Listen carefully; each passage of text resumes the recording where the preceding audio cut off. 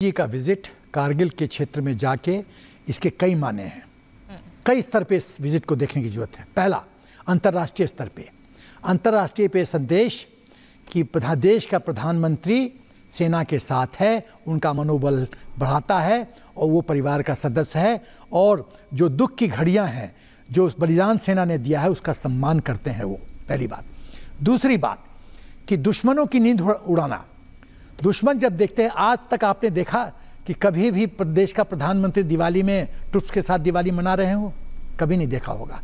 हर एक दिवाली में मोदी जी मनाते हैं, इससे मनोबल बढ़ता है। तो दुश्मनों को संदेश है, वो ज़माने गए जब कल पठानिया मिशेल सेक्टर में पाकिस्तान पे गोली चलाने के लिए उसको जेल भेज दिया गया मिस्टर एंटनी ने, रक्षा मंत्री ने। वो ज़माने गए, अब पूरा टेक्टिकल फ्रीडम दिया गया है। तो दुश्मनों को संदेश है कि यदि तुम हमें छेड़ोगे तो हम तुमको छोड़ेंगे नहीं। बड़ा क्लियर संदेश है। उसके बाद ये विजिट से सेना का मनोबल बढ़ता है। सेना में हम लोग को जो हम लोग की सोच है, जो ट्रेनिंग है कि भारत माता के लिए कुछ भी कुर्बानी देना पड़े तो हम देंगे, वही लोग कर रहे हैं। लेकिन लीस्ट जो हम एक्सपेक्ट करते हैं कि राष्ट्र सम्मान करे इस बलिदान का, और प्रधानमंत्री जी जो सम्मान कर रहे हैं, तो वो तो 144 करोड़ के सर्वे सर्वा हैं। तो इसका मतलब है पूरा देश हमको सम्मान कर रहा है। वही नहीं, जब वो जाते हैं वहाँ पर, जो कैजुअल्टीज़ हुए हैं, जो शहीद हुए हैं, उनके बारे में ज्ञान हासिल करते हैं, तो इससे और मनोबल बढ़ता है। दुख की घड़ी में जब देश के प्रधानमंत्री आपके साथ हैं तो स्वाभाविक है कि आपका मनोबल बढ़ेगा। जी बिल्कुल। और हमारे साथ group captain UK Devnath sir भी हैं, उनके पास भी मैं आना चाहूंगी। सर, प्रधानमंत्री नरेंद्र मोदी ने सेना के रिफॉर्म की बात की है, तो जो लोग देख रहे हैं, मैं चाहती हूं कि आप उनको बताएं कि क्या प्रधानमंत्री नरेंद्र मोदी ने सेना का रिफॉर्म किया है। और दूसरा सवाल ये कि क्या विपक्ष अग्निवीर पर राजनीति कर रहा है शुरू से? जहां तक सेना की बात है, पिछले कुछ सालों में आमूलचूल परिवर्तन हुए हैं। सबसे बड़ी बात है कि देश में हम रक्षा सामग्री, टैंक तो बख्तरबंद गाड़ियां, हवाई जहाज, रॉकेट्स, मिसाइल्स, उनको मेक इन इंडिया के तहत आत्मनिर्भर भारत बन रहा है। दूसरी बात, एक बहुत बड़ी चीज हुई है, वो है थिएटराइजेशन। देखिए, आर्मी, नेवी, एयरफोर्स, किसी भी ऑर्गेनाइजेशन की तरह जब युद्ध होगा भविष्य में, उनको मिलकर लड़ना है। इसलिए थिएटर कमांड के जो कॉन्सेप्ट है कि एक थिएटर कमांड बनेगा पश्चिम में पाकिस्तान की तरफ रुख करता हुआ, एक और थिएटर कमांड बनेगा उत्तर में चीन की तरफ रुख करता हुआ, और एक थिएटर कमांड और बनेगा दक्षिण में हिंद महासागर की तरफ रुख करते हुए, मतलब बे ऑफ बंगाल और अरेबियन सी ऑल्सो। यहाँ पर खास बात यह होगी थिएटर कमांड में कि आर्मी, नेवी, एयरफोर्स मिलकर एक साथ युद्ध लड़ेंगे।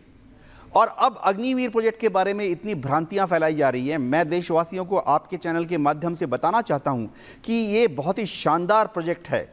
इसके तहत सेना में यंग बच्चों को लिया जाएगा, उनको ट्रेन किया जाएगा, और 4 साल की सर्विस के बाद उनमें से कुछ प्रधानमंत्री बोली, प्रॉक्सी वॉर का जिक्र किया उन्होंने कहा प्रॉक्सी वॉर के जरिए पाकिस्तान कैसे अपने आप को प्रासंगिक बनाए रखने की कोशिश कर रहा है। इस पर मैं आपका रिएक्शन लूंगी, लेकिन एक बड़ी खबर इस वक्त आ रही है, वो जरा बताते हैं। क्योंकि प्रधानमंत्री ने विपक्ष को और पाकिस्तान को, प्रधानमंत्री ने बड़ा हमला बोला। कुछ लोगों ने सेना को कमजोर किया है, 1 रैंक 1 पेंशन पर इन्होंने झूठ बोला है, ये प्रधानमंत्री ने कहा।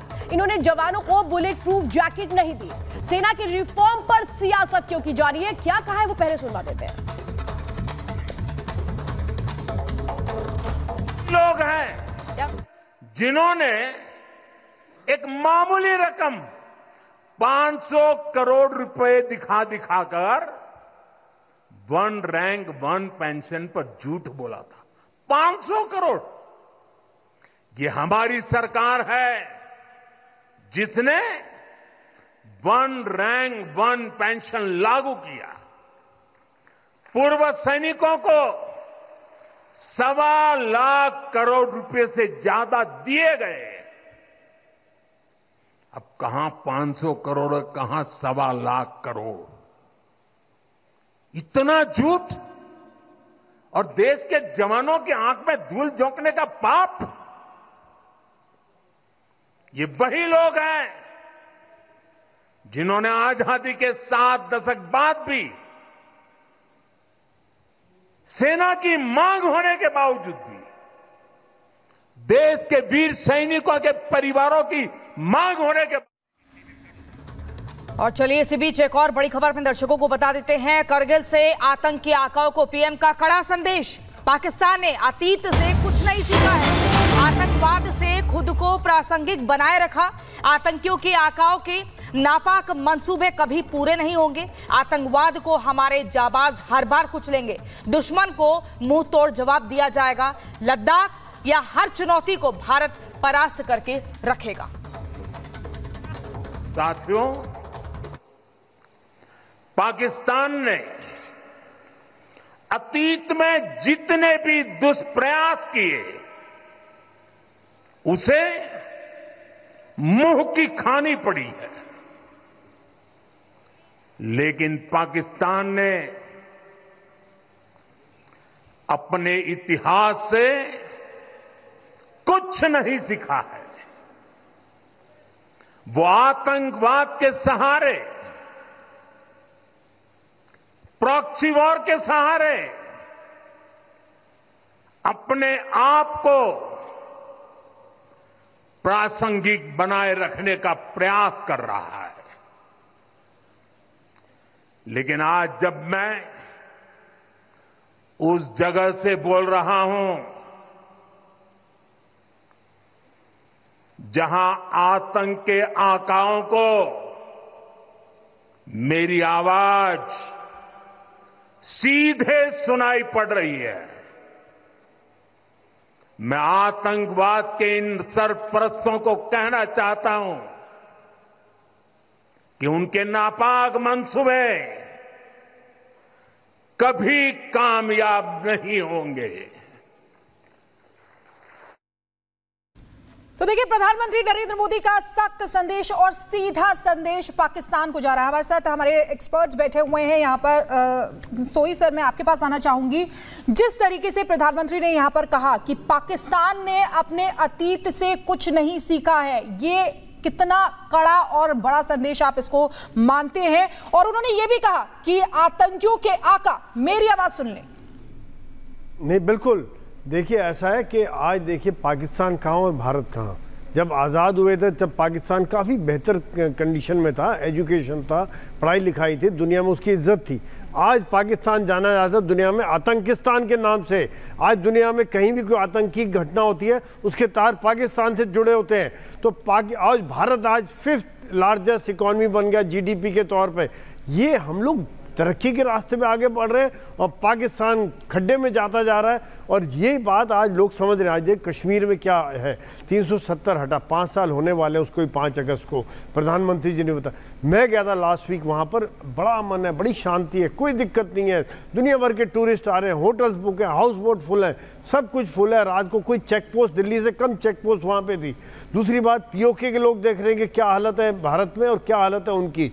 तो यहाँ पर टेररिस्ट भी समझ रहे हैं, जो आम आदमी, जो पहले छोटे मोटे बच्चे चले जाते थे, अब बहुत अच्छी बात आप बता रहे हैं। देखिए, शांति है तभी तो बेचैनी है आतंकियों में। जो प्रॉक्सी वॉर का आज प्रधानमंत्री ने जिक्र किया, यूके देवनाथ सर, ये बहुत बड़ी बात है कि देखिए अब पाकिस्तान उस स्थिति पे आ चुका है कि भारत के साथ वो मुकाबला नहीं कर सकता। वो क्या कर रहा है? प्रॉक्सी वॉर के जरिए खुद को प्रासंगिक बताने की कोशिश कर रहा है। इसका जिक्र प्रधानमंत्री कर रहे हैं अगर, तो ये बहुत बड़ी बात है कि पाकिस्तान में कुछ बचा ही नहीं है। वो प्रॉक्सी वॉर के सहारे अपने आप को बचा रहा है। प्रधानमंत्री जी ने पाकिस्तान की जो डीप स्टेट है, वहाँ की जो एस्टेब्लिशमेंट है, जिसका मतलब है वहाँ की आर्मी, ISI, वहाँ के जो जनरल्स हैं, उनको सही और नपे तुले शब्दों में समझा दिया है कि अगर वो भारत की तरफ आंख टेढ़ी करके देखेंगे तो उनको उसी तरह का जवाब मिलेगा।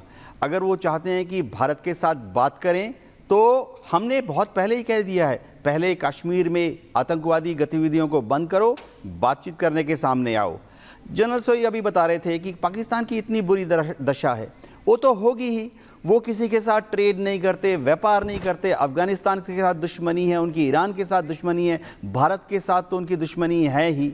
एक देश जो कि अपने सारे पड़ोसियों के साथ दुश्मनी कर लेगा, व्यापार नहीं करेगा, ट्रेड नहीं करेगा, वो कहाँ जाएगा? वो सिर्फ नरक के दलदल में ही धंस सकता है। बिल्कुल सर, और ये बहुत बड़ी बात है। किस तरीके से हौसला अफजाई भी कहे तो अपने सैनिकों की यहाँ पर होती है और पूरा देश शहीदों को नमन कर रहा है। बहुत बहुत शुक्रिया आप सभी का हमारे साथ जुड़ने के लिए। शृंखला सुरंग का पहला विस्फोट देखेंगे, जिसे सुरंग के निर्माण 20 लाख लोगों द्वारा पंजाब में मेंबर पार्लियामेंट चुना गया, एनएस से लगाकर अंदर रखा हुआ है। ये सबसे मीटू में, ये सारे केसों में ये सबसे क्रम है। कांग्रेस का हाथ अलगाववादी और आतंकवादियों के साथ हमेशा से रहा है।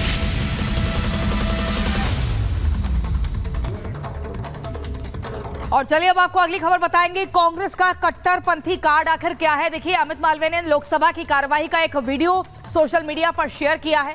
गुरुवार को रवनीत बिट्टू और चरणजीत सिंह चन्नी में बहस हो रही थी और इसी दौरान राहुल गांधी बिट्टू को वेल में आने के लिए उकसा रहे थे। राजनाथ सिंह समेत कई बीजेपी सांसदों ने बिट्टू को रोका। हंगामा करते हुए विपक्षी सांसद वेल तक आ गए। ये तस्वीरें आपके सामने किस तरीके से कल चन्नी और बिट्टू में जबरदस्त बहस हुई, जहां पर चन्नी पूरी तरह से सहयोग कर रहे थे अमृतपाल का। तो सवाल यही खड़ा होता है कि आखिर कांग्रेस और अमृतपाल के बीच का रिश्ता क्या कहलाता है? आखिर ये रिश्ता क्या है और किसके कहने पर चन्नी ने पूरा सहयोग और पूरा समर्थन अमृतपाल